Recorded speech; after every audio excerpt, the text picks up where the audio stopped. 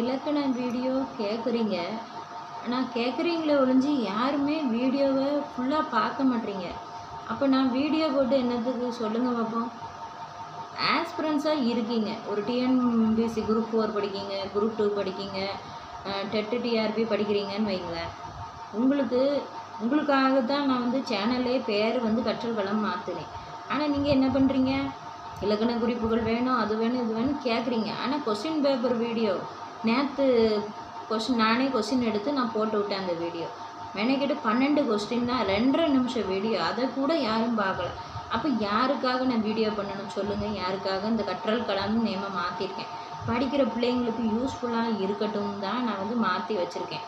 இப்போது எஜுகேஷன் கண்டென்ட்டுக்கு ஏன் வந்து நீங்கள் இப்படி இருக்கீங்க? இப்போது மற்ற என்டர்டெயின்மெண்ட்டுக்கு கொடுக்குற நேரத்தை எஜுகேஷனில் செலவழிச்சிங்கன்னா நீங்கள் நினச்ச வேலையை அச்சீவ் பண்ணலாம். ஃபஸ்ட்டு ஒரு வேலையை வாங்கிக்கோங்க. நல்லா படித்து ஒரு வேலையை வாங்கிக்கோங்க. அதுக்கப்புறம் நல்ல நம்ம கையில் காசு இருக்கணும், நம்மளுக்குன்னு ஒரு வேலை இருக்கணும், வருமானம் இருக்கணும். அப்படின்னா தான் இந்த சொசைட்டியில் மரியாதை இருக்கும். அது போக ஃபுல்லாகவே என்டர்டெயின்மெண்ட் பாட்டு டான்ஸுன்னு போய்கிட்டு இருந்தேன்னா வாழ்க்கை ஆட்டம் பட்டதோடு மாறி போயிடாது. யோசிச்சு பாருங்கள். நான் வந்து இப்படி சொல்கிறேன்னேன்லாம் நினைக்காதீங்க. படிப்பை விட முக்கியமான விஷயம் வந்து உலகத்தில் ஒன்று இருக்கா?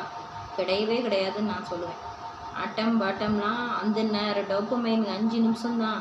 அதே இது படிக்கிறதுங்கிறது நம்மளோட பிரெயினோட நல்ல ஒரு மெமரி பவரை கூட்டும். நான் ஒரு விஷயத்தை நல்லா கற்றுக்கிட்டோம்னா அதை மற்றவங்களுக்கு அழகாக சொல்லி கொடுக்க முடியும். நம்ம வந்து படிக்கிறது மட்டும் கிடையாது, மற்றவங்களையும் முன்னுக்கு கொண்டு வரலாம். இப்போது காம்படிட்டிவ் எக்ஸாம் படிக்கிற ஆஸ்பிரன்ஸுக்கு படித்து லாங் டைமாக படிக்கிறதுனால போர் அடிச்சுக்கும்.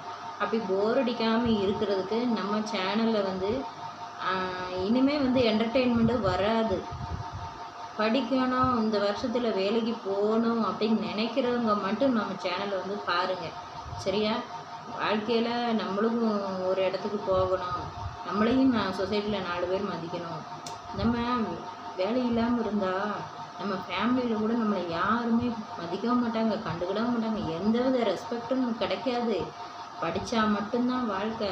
படித்தவங்களுக்கு மட்டும்தான் எங்கே போனாலும் சிறப்பு. கற்றோருக்கு சென்ற இடமெல்லாம் சிறப்பு.